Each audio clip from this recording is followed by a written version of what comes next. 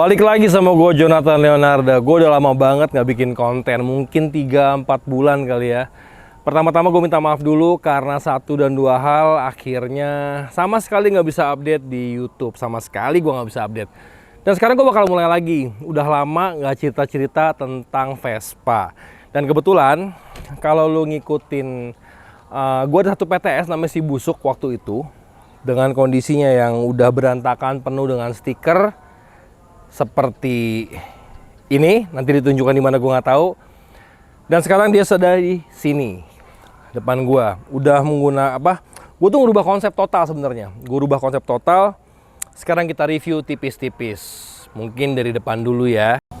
Kita mulai dari depan. Yang pertama dari bawah banget nih ya.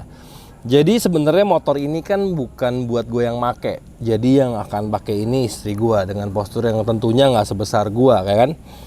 Dan hasil perbincangan gue sama dia memang agak sedikit nyeleneh dan bertabrakan konsep motor ini. Yang akhirnya bukan jadi racing ataupun touring, jadi lebih ketemu ke kontemporer kali ya, campuran yang penting enak flow-nya dan enak dilihat. Kita mulai dari bawah, ban jatuh ke SIP. Ini ban jarang banget ada yang tahu. Karena kalau ngelihat kembangnya suka dikira IRC atau Swallow. Tapi kalau dilihat detail-detail di sininya, ya tentunya berbeda. Dan sekilas gue coba, gripnya buat touring oke, tapi bukan buat speeding. Sedangkan motor ini gue konsepkan lebih ke buat style and perjalanan. Velg jatuh ke SIP juga. Kita naik ke atas, cover fork ke Cupini. Fork masih tetap punya dia, tanpa anti dive karena keperluannya bukan buat attack cornering, tapi lebih ke nyaman. Shock breaker jatuh ke SIP tabung. Nah, mulai naik ke sini, ini gue nggak pakai baut min. Kenapa gue nggak pakai baut min di sini? Karena untuk memudahkan akses aja sih, gue pakai baut hang.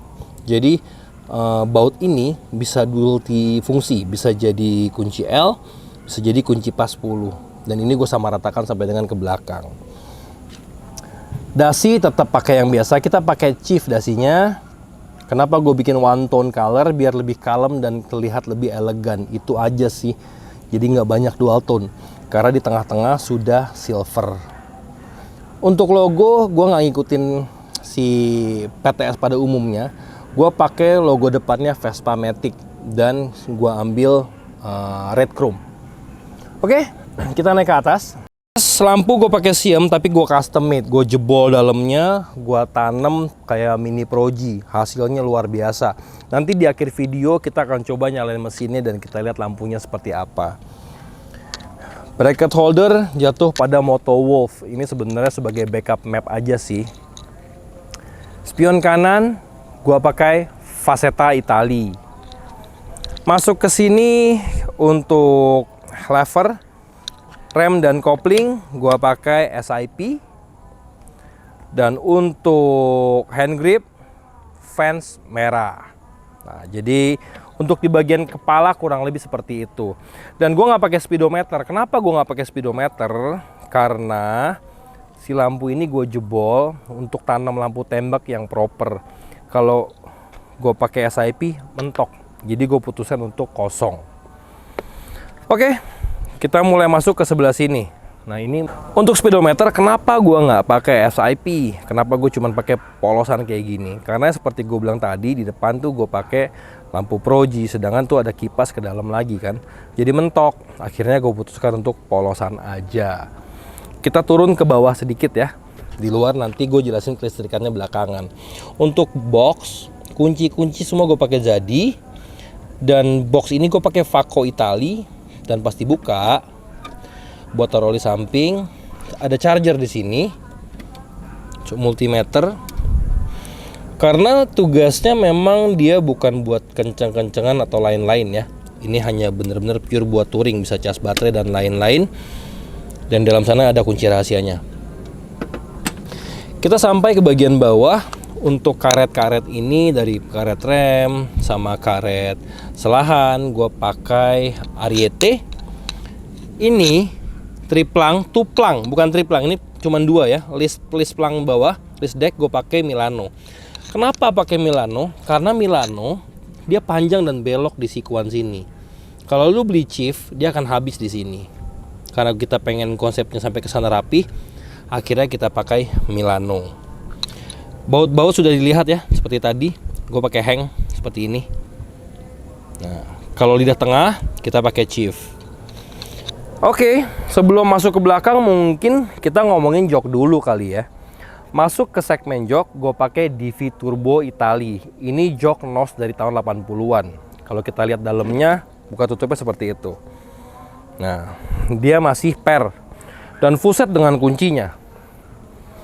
Tangki masih originalnya lagi, dipakai ulang. Ini beli Chief kalau nggak salah nih ya, kemarin.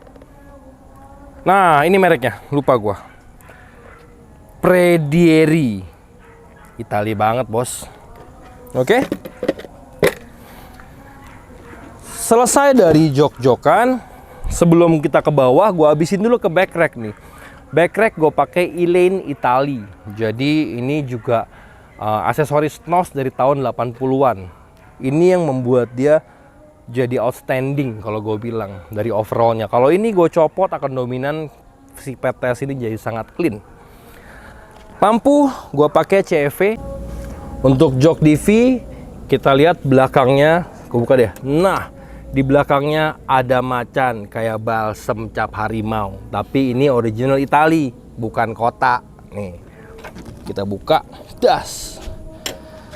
Jadi joknya seperti ini. Walaupun kelihatannya pakai pergepeng gini, tapi dia tuh bedanya nggak ambles.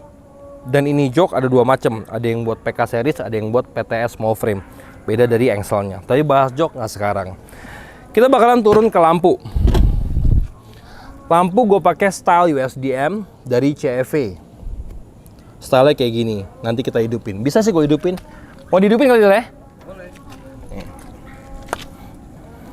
Nah, seperti itu, dan lampu rem juga nyala. Oke. Plat nomor gue pakai SIP. Dan ini hanya nomor sementara yang nempel karena nomornya belum jadi, surat-suratnya lagi diproses. Ban belakang tetap sama, gue pakai SIP juga, velg juga SIP, semua masih sama.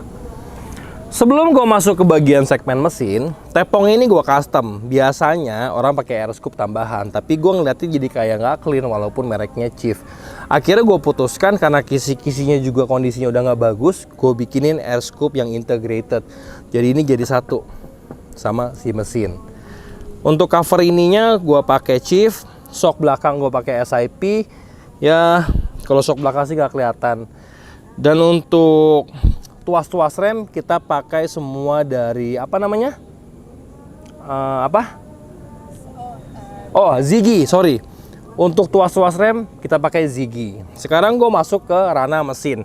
Sedangkan kalau mesin nggak bakalan gue buka karena kalau PTS dibuka juga apa mau coba? Coba kita buka. Gue buka tipis-tipis deh. Sebenarnya kalau PTS dibuka itu tuh ya nggak kelihatan apa-apa juga sih. Nah, jadi ya nggak perlu dibicarakan kali ya. Jadi sambil dibuka begini aja. Mesin gue pakai Paramaket Challenger 130. Kerak asnya masih standar, masih 3 speed. Pengapian gue pakai Vespatronic. Terus kopling krimas, tutup kopling krimas. Kopling gue pakai Ferodo, tapi gue kombinasi platnya pakai BGM. Kan Ferodo tuh punya 6 per. Kalau cuman pakai 6 namanya Ferodo itu nggak bisa. Jadi yang 3 gue pakai SIP yang hard, baru dia nggak selip. Tutupnya gue pakai krimas, stud krimas sama semua. Itu mah seperti yang sebelumnya, ada sedikit banyak perubahan, nggak terlalu banyak.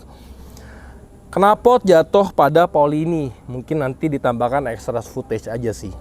Udah sih, gue rasa itu aja yang bentar ya. Review singkat dari si PTS ini. Dan PTS ini dikonsepkan bukan buat San Mori, tapi kita bakal berangkat bawa motor ini ke Magelang dengan ridernya istri gue sendiri. Nanti akan gue bikinkan konten khusus perjalanan kita ke Magelang. Oke, jadi begitu aja yang bisa gue sharing. Sampai berjumpa di konten selanjutnya. Jangan lupa like, subscribe, dan komen. Salam sehat selalu. Bye-bye.